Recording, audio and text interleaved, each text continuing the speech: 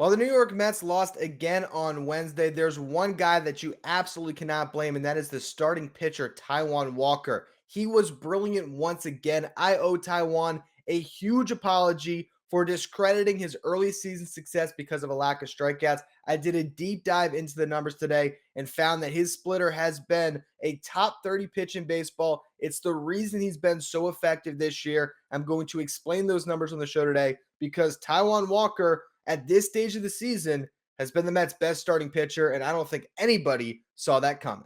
You are Locked On Mets, your daily New York Mets podcast. Part of the Locked On Podcast Network, your team every day.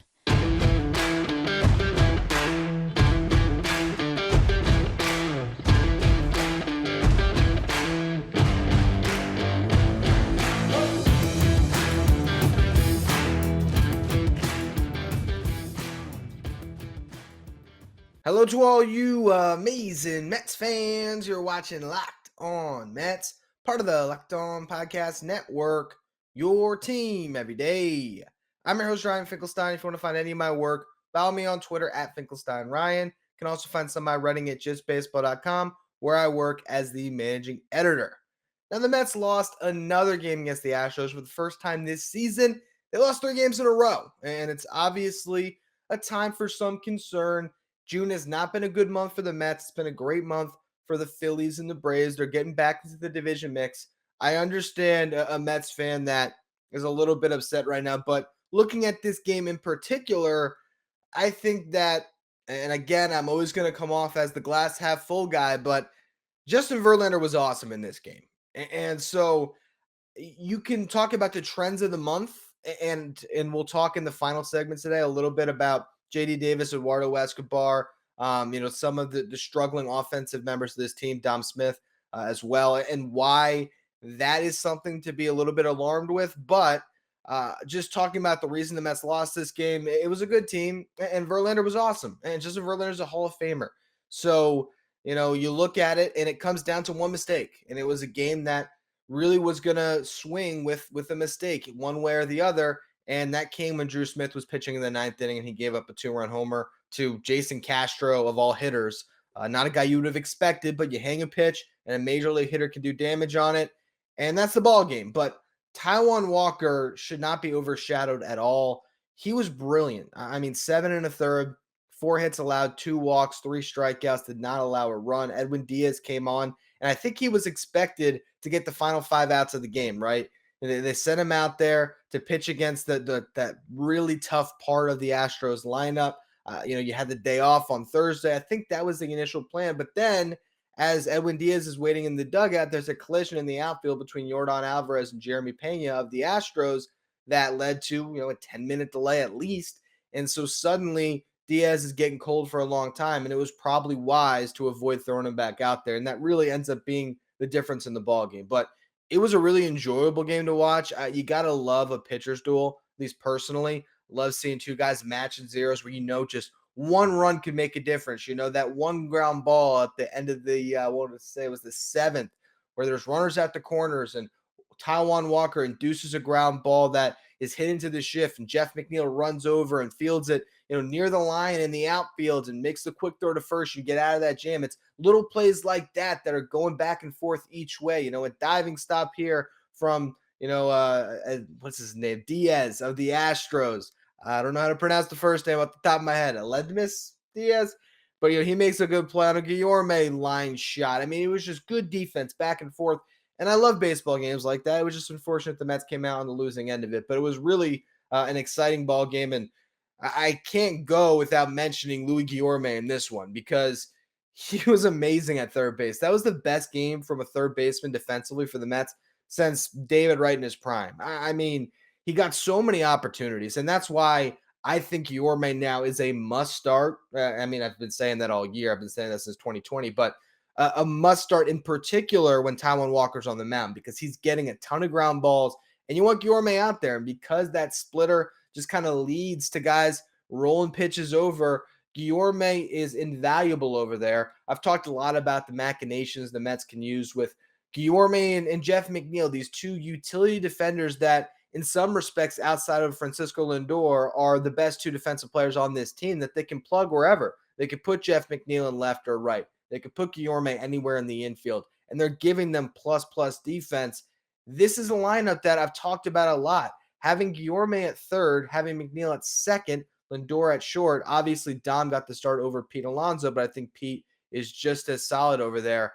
That's such a solid defensive infield. And then you had Ender Inciarte in the outfield, kind of filling that Jankowski type role, starting a day game. I like the team in general they went out there with today. Obviously, the offense really struggled, but I think this was Buck trying to win a pitcher's duel, knowing that it was going to be tough to scratch anything across Verlander. And obviously, I think the impact that Guillorme brought defensively was way more than anything the Mets could have gotten from Eduardo Escobar, JD Davis's bat in the lineup, because they haven't been that great offensively either. But you're talking about 10 plays on groundouts made by Guillorme. He caught a pop out. He started a double play. He was just everywhere, making plays in on balls to his right, guarding the line, to his left. I mean, just incredible what he did defensively. And that's why I like him at third over Jeff McNeil. As much as I think McNeil's good anywhere, I do believe McNeil's a better second baseman than a third baseman. And Guillorme is just awesome wherever you put him. So really like the group that they went out there with. It's unfortunate they were unable to win this one, but it's a good baseball team over there. There's two teams in baseball that have a better winning percentage than the Mets. It's the Yankees and the Astros right now. So there's no shame in losing to that team. There would be some shame, though, if this continues into the weekend. You got to handle your business against the Rangers and win that series. But we'll talk about that a little more tomorrow because there is a day off. I want to focus in on Taijuan Walker. I owe him a serious apology for the way I was criticizing him early in the season based on strikeout numbers. When I looked at all the data now, it's clear that what he's doing is sustainable, and it's all predicated on his outstanding splitter. Before we get to that, though, with the spring in the air, it's that time for renewal and growth, both personally and professionally. And as your small business grows, LinkedIn Jobs is here to make it easier to find people you want to talk to faster and for free. You can create a free job post in minutes on LinkedIn Jobs to reach your network and beyond to the world's largest professional network of over 810 million people. Once there, add your job in the purple hashtag hiring frame to your LinkedIn profile to spread the word that you're hiring so your network can help you find the right people to hire. Simple tools like screening questions make it easy to focus on candidates with just the right skills and experience so you can quickly prioritize who you'd like to interview and hire. That's why small businesses rate LinkedIn Jobs #1 in delivering quality hires versus leading competitors. LinkedIn Jobs helps you find the candidates you want to talk to faster. Did you know that every week nearly 40 million job seekers visit LinkedIn?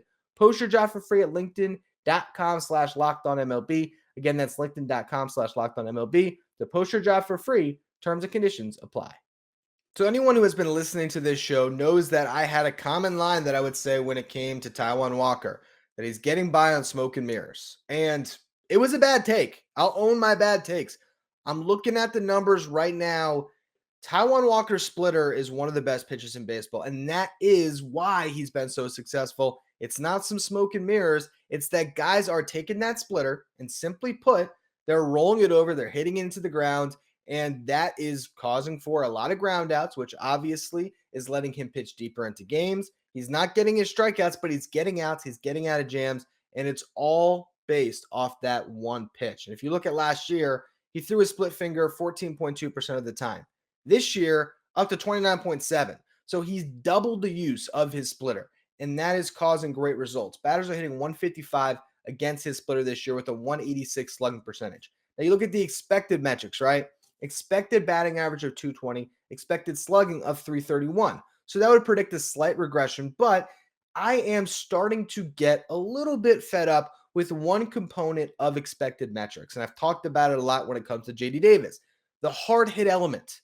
Just because a ball is hit hard doesn't necessarily mean that the expected batting average or the expected slugging percentage is necessarily going to result in what the metrics are telling us it will result in. Because as hard as you can hit a baseball, if you hit it straight into the ground, that is not an effective way to get on base. And so you're talking about what batters are doing against Taijuan Walker. And if you go to his Baseball Savant page, nothing's going to jump out. It's going to show you that, the expected batting average should be way higher because they're hitting him hard and all these different things. But then you realize the way he is effectively using his splitter has allowed him to kind of circumvent the metrics and maybe create an illusion like I've kind of talked about, where you think he's getting by on smoke and mirrors, but really he's getting by because of a really good pitch. And so you look at what batters are really doing against that split finger, and the launch angle against the pitch is -4. That's the degree. So that tells you that batters are just hitting that baseball right to the ground because there's such great, vertical movement on the pitch that they can't identify it and get a barrel on it. Instead, they are swinging over it, and when they do make contact, they're drilling the ball into the ground. And you got guys like Luigi Orme and Jeff McNeil and Francisco Lindor behind him, fielding ground balls, making plays, and giving the Mets a chance to win most days. The ground ball percentage against his splitter this year is up from around 50% last year to, I think it might have been 54%. I didn't write that down, but I know it was in the low 50s, to 75% this year. So 3 out of every 4 times that a batter makes contact on his splitter, they're hitting it into the ground. And again, if you're shifting properly, as the Mets generally do, with really good fielders, that will result in a lot of success. Now, you look at run value, okay? Run value is a way to understand the run impact of an event based on the numbers of runners on base, outs, balls, and strike count. Essentially, what run value tries to tell you is not only is it talking about how effective a pitch is just in general, it's taking into context when you're throwing the pitch. So here's an example that they tell us, right? A strikeout with the bases empty and 0 outs, for example, turns the run expectancy from 0.41 runs to 0.254 runs. Okay, so that's the change in run expectancy. That gives you the run value of that strikeout as being minus 0.227 runs, minus 0.227 runs. This is how you get this over time. This is a sliding scale, obviously. With every at bat, a new run value comes in and gets thrown into the equation. Now, when you're in a bases loaded spot with 1 out and you get a strikeout, okay, on that splitter, let's just say, which is striking out batters at a really good rate based on that one pitch, that's been his real strikeout weapon, along with being his weapon to get ground outs. That is impacting his run value by a minus 0.789 runs.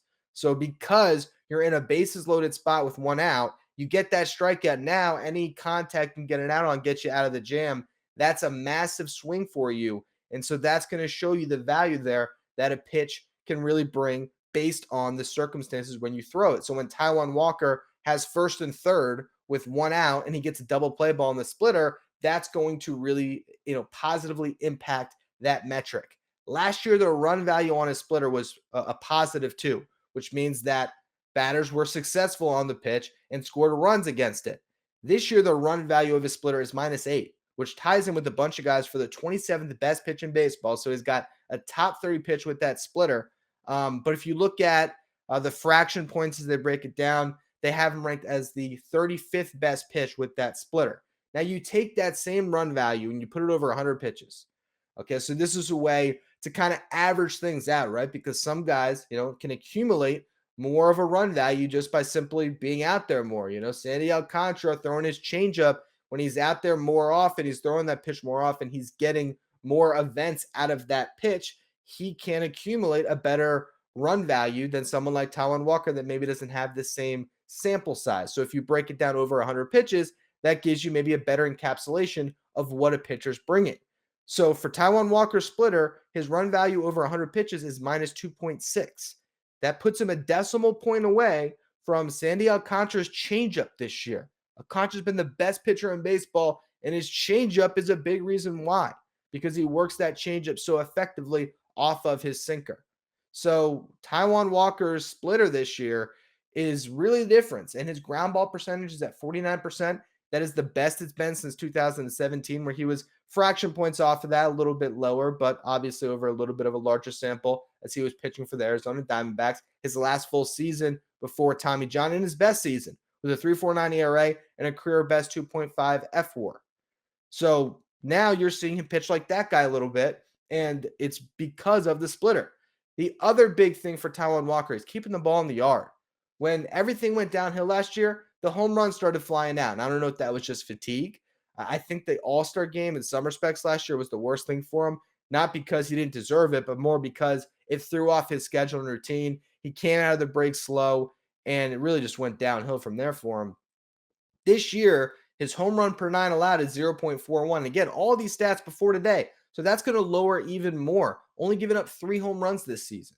Now, the strikeouts are down, as I've talked about, 6.75 strikeouts per 9. That's going to lower again. Only had 3 strikeouts and 7 and a third. But his walks are down, 2.62 walks per 9. He walked 2 batters in this game today. So that's going to maybe take a slight tick up. And that's pretty much right where he's been if you're talking about 7 and a third and 2 walks. I'd imagine that's pretty close to 2.62 walks per 9. So if your walks are down, strikeouts are down too, but you're getting all these ground balls and you're keeping the ball in the yard and you have a great defense playing behind you, there is going to be a lot of success coming your way. And that's what we've seen this year.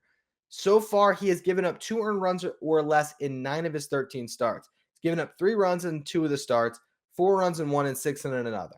So altogether, you're talking about 2.72 ERA on the season across 13 starts. He's gone at least 6 innings in each of his last 5 starts and at least 5 innings in his last 10. So he's really gotten his feet under him after his first 3 starts. There was that short trip on the IL. Since then, in 10 starts, you're talking about him going out there and giving you at least 5 innings. That's huge. And then again, more recently, giving you at least 6. Right now, and this was before the start again, he had a 1.5 F4 going into this game. That's the best mark of any starting pitcher on the Mets. So he had been the most valuable before this start. I imagine it's going to uptick again. So suddenly, maybe he's at a 1.8 F4 or 1.9 F4 on the season, which is really impressive. Yesterday, I did a whole podcast about who you trust in the Mets rotation. Who do you think will start a game 4 in the playoffs? Right now, the way he's pitching, hell, Taijuan Walker might start game 3, but he's certainly ahead of Carlos Carrasco, Tyler McGill, David Peterson, and anyone else to get a playoff nod in that rotation. He's been that good this season.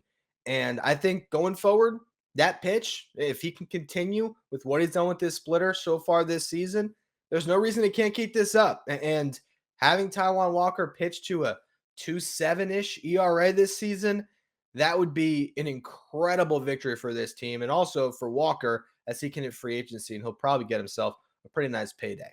Anyway, I want to talk a little bit about the offense because I know there's some Mets fans that want a little more negative stuff going on after a 3-game losing streak, the first 3-game losing streak of the season. So I'm going to hit you with it in just a minute. But first, I want to welcome you to the world of sports cards reimagined with the Sports Card Investor app. It is the hobby's most powerful resource where you can quickly check the value of your favorite cards, find great deals, and profit from the hobby you love. And it's available completely free in the Google Play and Apple App Stores. The Sports Card Investor app is a must-have for all baseball fans. You can easily browse over 630,000 cards from every sport with 100 more added each week. You can check the latest values of your favorite cards with the 7-day or 30-day charts and find the best prices and buy directly through the app with their eBay deals feature. Whether you are interested in investing in prospect cards and hoping to find a great deal on a player like Francisco Alvarez before he pops to the big league level, or if you're just nostalgic, maybe you want to get a Keith Hernandez card before the Mets retire his jersey, you can go back in time as well and check out cards of the past. All you have to do is download the Sports Card Investor app today, which is available for free in the Google Play and Apple App Stores, or go to sportscardinvestor.com/lockedon. BetOnline.net is your number one source for all of your betting stats and sports info. Find all the latest sports developments, league reviews, and news, including this year's NHL playoffs and Major League Baseball.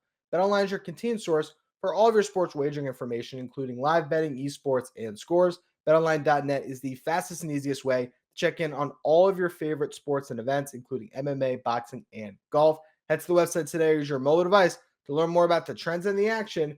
BetOnline, where the game starts.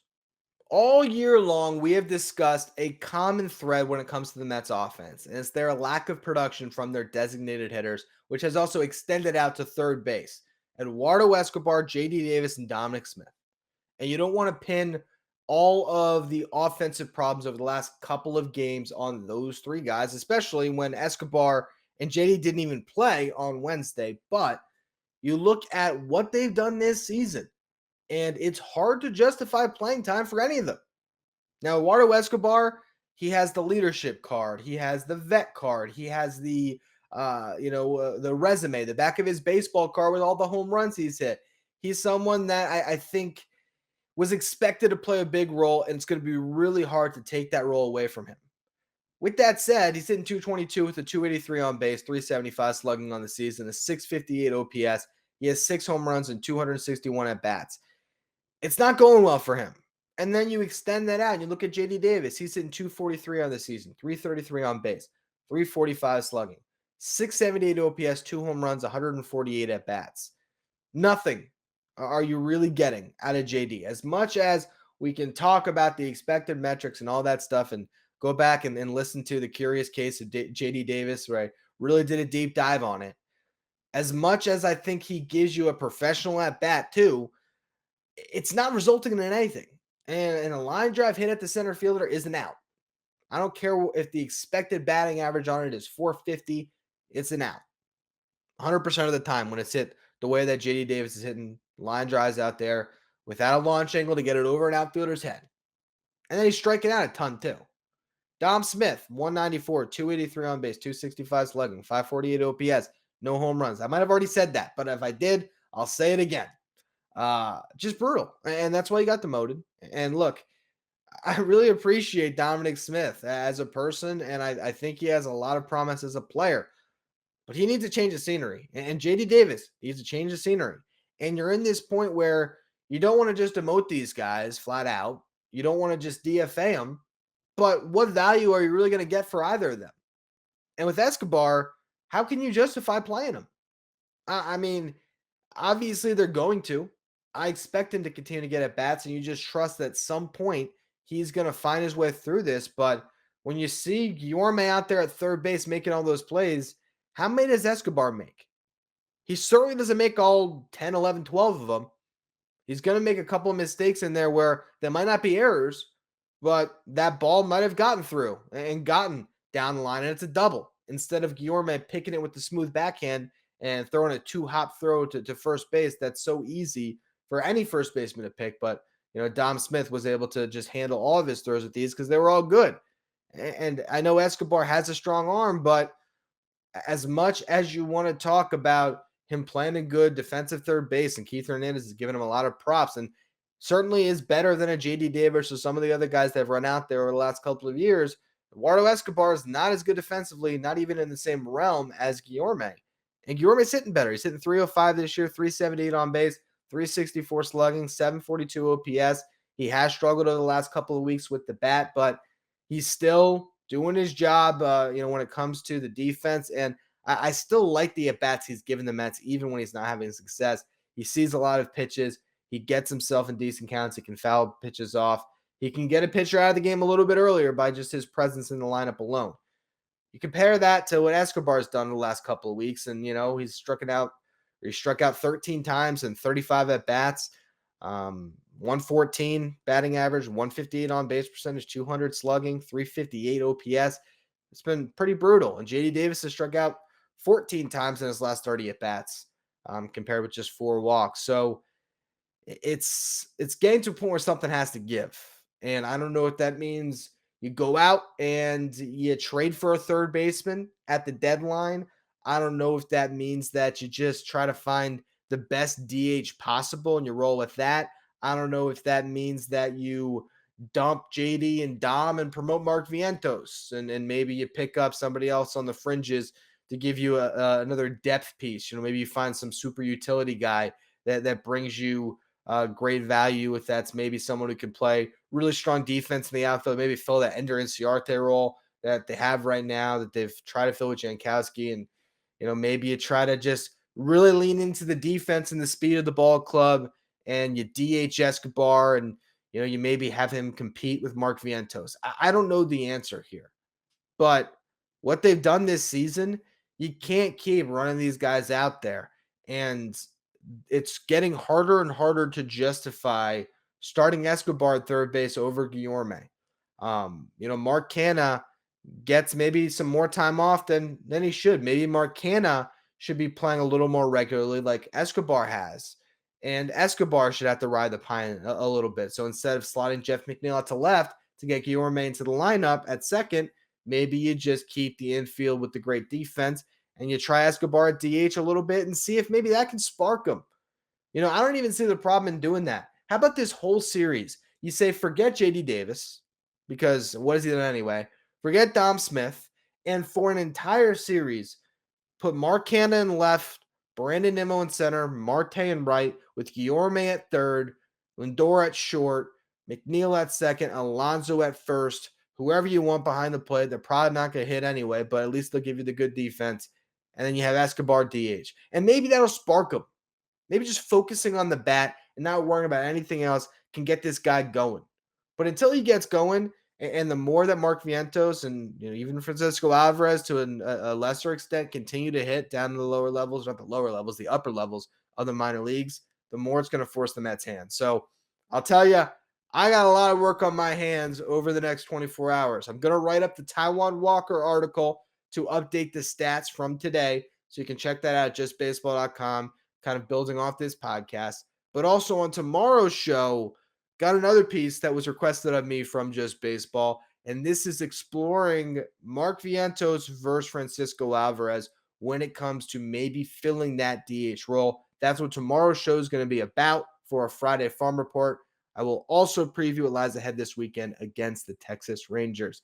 Thank you, as always, for making Locked On Mets your first listen every day. Make sure you follow me on Twitter, at Finkelstein Ryan. Follow the show, at Locked On Mets. For your second listen today, check out Locked On MLB Prospects, hosted by our prospect encyclopedia, Lindsey Crosby. He'll keep you up to date with everything going on with the future stars of tomorrow. You can follow Locked On MLB Prospects wherever you get podcasts.